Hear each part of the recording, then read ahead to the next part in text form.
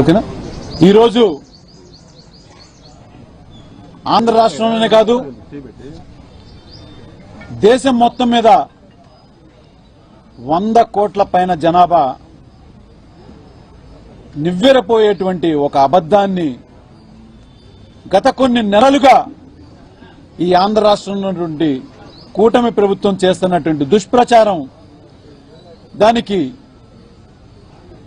అన్ని రకాలుగా గత ప్రభుత్వంలో ఉన్నటువంటి వైఎస్ఆర్ కాంగ్రెస్ పార్టీ మీద వేసినటువంటి బురద, ఆ బురద చల్లినటువంటి దాన్ని పూర్తిగా క్లారిటీ ఇచ్చే విధంగా సిట్ తన రిపోర్ట్ ఇచ్చింది. ఇది డైరెక్ట్ గా సిట్ రిపోర్ట్ ఇవ్వలేదండి. ఎందుకంటే సిట్ ఎప్పుడూ కూడా ప్రభుత్వం యొక్క కనుసన్నల్లోనే ఉంటది కాబట్టి దానిలో గత ప్రభుత్వం వాళ్ళు సిబిఐ వాళ్ళ దర్యాప్తును కూడా దానికి జత చేర్చి ఆ యొక్క రిపోర్ట్ ని క్లారిటీ ఇవ్వడం జరిగింది. అంత స్పష్టంగా 100 కోట్ల మంది మనోభావాల్ని రిపోర్ట్ అనేది సరిగ్గా రాకముందే ఎవరి మీదైనా కానీ ఇలాంటి దుష్ప్రచారం చేయటం అనేది చాలా చాలా బాధాకరం, అమానవీయం. మరి వచ్చిన తర్వాతైనా కానీ దాన్ని సమర్థించుకోవడానికి ప్రస్తుతం తెలుగుదేశం ప్రభుత్వమే కానీ, మరి కూటమిలో ఉన్నటువంటి జనసేన ప్రభుత్వమే కానీ, ఇక భారతీయ జనతా పార్టీ అయితే ఆంధ్ర రాష్ట్రంలో ఒక విధంగా లేదని చెప్పుకోవాలి. వాళ్ళు తెలుగుదేశం వాళ్ళు చెప్పే స్టేట్మెంట్ దాటి ఒక్క మాట కూడా ముందుకు వెళ్లరు. ఇలాంటి నీచమైన దుష్ప్రచారం చేసింది కాకుండా మీకు రాజకీయాలుగా ఏ లబ్ధి కావాలన్నా మిగతా విషయాలు తీసుకోవాలి, కానీ ఇంతమంది మనోభావాలు, ఇన్ని కోట్ల మంది మనోభావాలను తీసుకుని మీరు ఇబ్బందులు పెడుతూ, అతి ముఖ్యంగా రిపోర్ట్ వచ్చిన తర్వాత కూడల్లో మీ సొంత రిపోర్ట్లు, సిబిఐ ఇచ్చిన రిపోర్ట్ ని కాదని సిబిఎన్ రిపోర్ట్ ని ఫాలో అవుతున్నారు. అంటే చంద్రబాబు నాయుడు గారు ఇచ్చిన రిపోర్ట్. అంటే ఈ రాష్ట్రంలో నియంత పాలన కాకుండా నరరూప రాక్షసుల పాలన నడుస్తుంది. ఎందుకని ఇట్లా అన్నానంటే, వాళ్ళు కనీసం కోర్టులను గౌరవించరు, సెంట్రల్ దర్యాప్తు సంస్థల్ని గౌరవించరు. వాళ్ళు చెప్పాలనుకున్నది, వాళ్ళు చేయాలనుకున్నది రాజ్యాంగబద్ధంగా కూడా వెళ్ళట్లేదు. సొంతగా ఒక రాజ్యాంగాన్ని రాసుకున్నారు, అదే రెడ్ బుక్ రాజ్యాంగం. ఇవాళ దాన్ని దాటి బ్లడ్ బుక్ రాజ్యాంగం వరకు కూడా వెళ్ళిపోయారు. అంటే ఎక్కడ పడితే అక్కడ దౌర్జన్యాలు, ప్రశ్నించిన వాళ్ళని వాళ్ళ ఇళ్ల మీదకి వెళ్లి దాడులు చేయటాలు. ఎక్కడి నుంచి వస్తుంది ఈ సంస్కృతి? మరి అంబటి రాంబాబు గారు చేసినటువంటి తప్పేంటదో మనందరం కూడా చూస్తూనే ఉన్నాం మీడియా పరంగా. అయినా కానీ ఆ రోజు ఆయన ప్రశ్నించింది ఏంటంటే, ఏ పార్టీలో అయితే ఆయన ఉన్నారో వాళ్ళ నాయకుడిని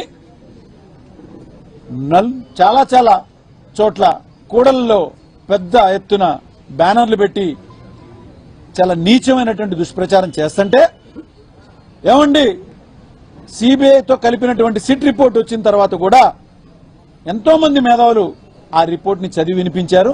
దానిలో వాళ్ళు చెప్పినటువంటి ఫిష్ ఆయిల్ గాని, పందికొవ్వు గాని ఎలాంటివి లేవు అని చెప్పని చాలా స్పష్టంగా తెలియచేసినా కూడా మీరు ఎందుకు ఇట్లా పెట్టారని చెప్పని ఆయన ఒక మాజీ మంత్రిగా ప్రశ్నించడంతో తప్పేమీ లేదు. అది తీసేయండి ఆ బ్యానర్లు అని చెప్పని అడిగారు.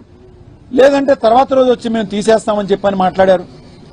అయినా కూడా ఆయన రెండో రోజు అట్టుగా వెళ్తుంటే ఒక్కసారిగా ఈ రాష్ట్రాన్ని ఒక ఆటవిక ప్రదేశంగా మార్చేసే విధంగా రాడ్లు కర్రలు పట్టుకుని ఆయనని వస్తున్న దారిలోనే ఆయన కారు మీద అటాక్ చేయడం జరిగింది.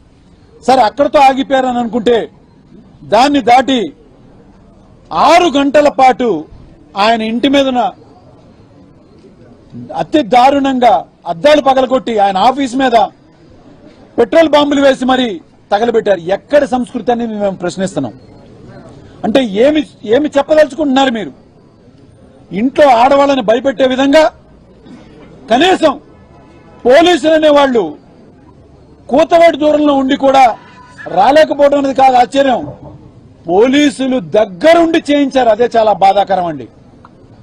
ఇక్కడ జరిగిన దానికి వాళ్ళు ఎక్కడి నుంచో రావడం కాదు, దగ్గరుండి 6 గంటల పాటు ఈ యొక్క దారుణాన్ని వాళ్ళు చూస్తూ ప్రోత్సహిస్తూ ఇంకా కొంతమందిని లోపలికి పంపించి కూడా చేసినటువంటి మనం మీడియా ముఖంగా కొన్ని విజువల్స్ కూడా చూసాం. అంటే ఇవన్నీ ఎవరి కనుసన్నల్లో జరుగుతున్నాయి చెప్పండి? ఒక మాజీ మంత్రి గారిని ఇంత దారుణంగా వాళ్ళ కుటుంబ సభ్యులు ఇంట్లో ఉండగా రాళ్లు కర్రలు రాడ్లు 6 గంటల పాటు భయభ్రాంతులు చేసే విధంగా చేశారంటే మీ ఆలోచన ఏంటి? అంటే ఏం సంకేతాలు పంపిద్దాం అనుకుంటున్నారు? గుంటూరు నడిబొడ్డున ఉన్నటువంటి ఒక మాజీ మంత్రి ఇంటిని ఇంత దారుణంగా మీరు చేస్తున్న దానికి మీరు ఏం సంకేతాలు ఇవ్వదలుచుకున్నారు? ఇక్కడ స్థానిక ఎమ్మెల్యే గారు, ఆవిడ మహిళ, ఆవిడ భర్త రామచంద్రరావు, వీళ్ళందరూ ఏం మాట్లాడుతున్నారండి? మా ముఖ్యమంత్రి అంటే ఊరుకుంటామని. ఆయన చాలా స్పష్టంగా చెప్పారు, నేను ఆయన్ని ఏమీ అనలేదు, అక్కడ ఉన్నటువంటి వాళ్ళు నా మీద చాలా చండాలంగా మాట్లాడుతుంటే దానికి ప్రతిస్పందించి వాళ్ళనన్నాను, అవసరమైతే మీ ముఖ్యమంత్రి గారిని రమ్మనమని చంద్రబాబు నాయుడు గారిని అన్నాను, కానీ ఎక్కడ కూడా ఆయన తిట్టింది లేదు. అయినా కూడా తప్పుగా అర్థం చేసుకున్నారేమోనని ఇంటికి రాగానే ఆయన చాలా పెద్దరికంగా క్షమాపణ చెప్పి ప్రెస్ మీట్ పెట్టి క్షమాపణ చెప్పడం కూడా జరిగింది. అయినా కూడా మీరు ఇంత దారుణానికి ఒడిగట్టారంటే మీరు ఏం సంకేతాలు పంపించదలుచుకున్నారని నేను అడుగుతున్నాను. నడిబొడ్డున ఒక మాజీ మంత్రి ఇంటిని, ముఖ్యంగా దీని వెనకాల ఉన్నటువంటి వ్యక్తులకి నేను ఒక ప్రశ్న తెలుసుకున్నాను. పెమ్మసాని గారు కేంద్ర మంత్రి, పొన్నూరు ఎమ్మెల్యే గారు ఇక్కడ దగ్గరలోనే ఉన్నారు, ధూళిపాల నరేంద్ర గారు, మరి డైరెక్ట్ గా ఆ యొక్క సన్నివేశంలో గల్లా మాధవి గారు ఇక్కడ లోకల్ ఎమ్మెల్యే, వీళ్ళందరూ కలిసి ఒక కమ్మని కుట్ర వేశారు. అదన్నీ మాకు తెలుస్తున్నాయి. ఏం చేద్దాం అనుకుంటున్నారు? ఏమిటి మీ ధైర్యం? నడిబొడ్డునున్నటువంటి ఒక కాపు నాయకుడు ఇంటి మీదకి వచ్చి మీరు దౌర్జన్యం చేసి మేము చాలా ధైర్యవంతులం అని చెప్పాలనుకుంటున్నారు. మీ ధైర్యం రావడానికి కానీ మీరు అధికారంలో రావడానికి కానీ కాపులు సహకరించలేదని నేను చాలా స్పష్టంగా ప్రశ్నిస్తున్నాను. మేము లేకుండా మీరు అధికారంలోకి వచ్చారా?